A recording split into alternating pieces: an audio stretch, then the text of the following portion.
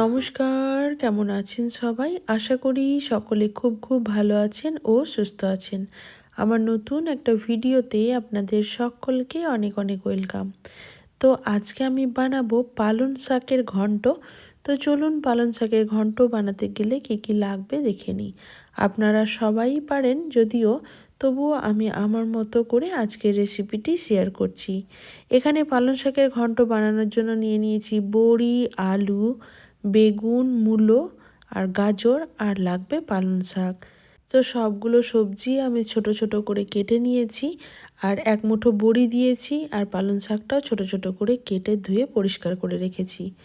এখন একটা কড়াইয়ের মধ্যে সর্ষের তেল দিয়ে তেলটাকে খুব ভালো করে গরম করে নিয়েছিলাম। দিয়ে বড়িগুলো প্রথমে একটু লাল করে ভেজে তুলে রাখবো। এই পালং শাকের ঘন্টতে বড়ি দিলে কিন্তু খুবই ভালো লাগে টেস্টটা। আর আজকের এই বড়িটা আমি ঘরে তৈরি করা বড়ি ব্যবহার করলাম। এখন বড়িটা ভেজে নেওয়ার পর যে অবশিষ্ট তেলটা পড়ে আছে, সেই তেলের মধ্যে এক করে সমস্ত সবজিগুলো দিয়ে ভেজে নেব। তো প্রথমে দিয়ে দিয়েছিলাম আলুর টুকরোগুলো, তারপর মূলো, গাজর, এই সব কিছু দিয়ে দিলাম। দিয়ে একটু লবণ দিয়ে ঢাকা চাপা দিয়ে সবজিটা ভেজে নেব। এতে করে সবজিটা খুব ভালো করে ভাজাও হয়ে যাবে আর 50% মতো কুক হয়ে যাবে।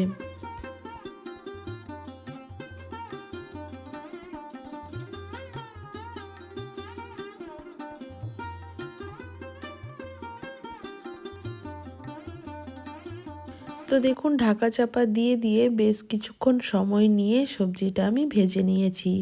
সবজিটা কিন্তু এখন 50% মতো কুক হয়ে গেছে। এখন এই সবজিগুলো সাইডে একটু সরিয়ে দিচ্ছি, আর মাঝখানে তেলের মধ্যে একটু জায়গা করে নিলাম। এবার এর মধ্যে দিয়ে দিলাম 2টো শুকনো লঙ্কা আর 1 চা চামচ মতো 5 ফোড়ন।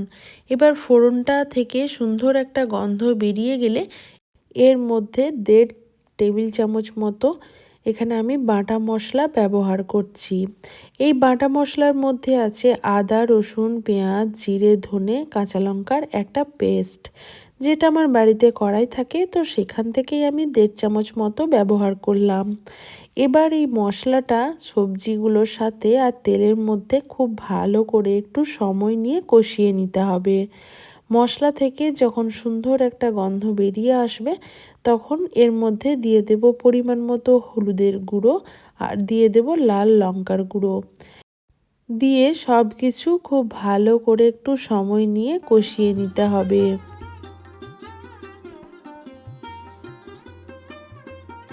মশলাটা সবজির সাথে খুব ভালো করে কষিয়ে নেওয়ার পর এখানে আমি বেগুনের টুকরোটা অ্যাড করে দিলাম। বেগুনটা খুবই সফট হয় এই শীতকালে, তাই আমি আগে ব্যবহার করিনি, না হলে বেগুনটা কিন্তু গলে যাবে। এবার একটা ঢাকা চাপা দিয়ে কিছুক্ষণ রান্না করব। বেগুন থেকে এক্সট্রা জলটা একটু বেরিয়ে আসবে, আর ওর মধ্যে মশলাটা কিন্তু আরও ভালোভাবে কষিয়ে নেওয়া হবে। এবার সব কিছু ভালো করে কষিয়ে নেওয়ার পর আমি পালং শাকটা অ্যাড করে দিচ্ছি।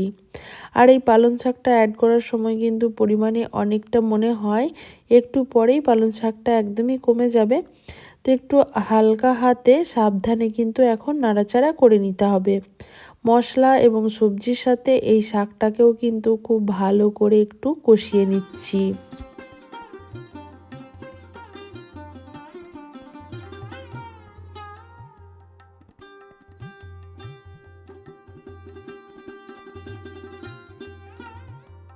তো দেখতেই পাচ্ছেন শাকটা কতটা কমে গেছে। এখন একটা ঢাকা চাপা দিয়ে কিছুক্ষণ রেখে দিয়েছিলাম।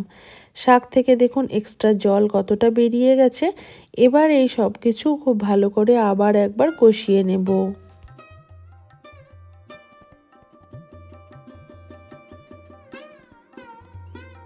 এবার দিয়ে দেব পরিমাণ মতো জল। যেহেতু আজকে আমি পালং শাকের ঘন্ট বানাচ্ছি, তাই এটা একটু রসা টাইপের হবে সবজিটা।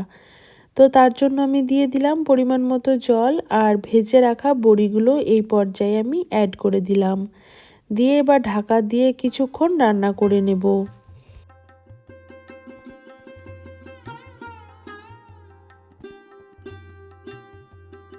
তো দেখুন জলটা অনেকটা কমে এসছে, আর সবজিগুলো কি সুন্দরভাবে সেদ্ধ হয়ে গেছে। এবার একটু নাড়াচাড়া করে সব কিছু ভালোভাবে মিশিয়ে নিচ্ছি। এই পর্যায়ে আমি দিয়ে দেব স্বাদ মতো চিনি।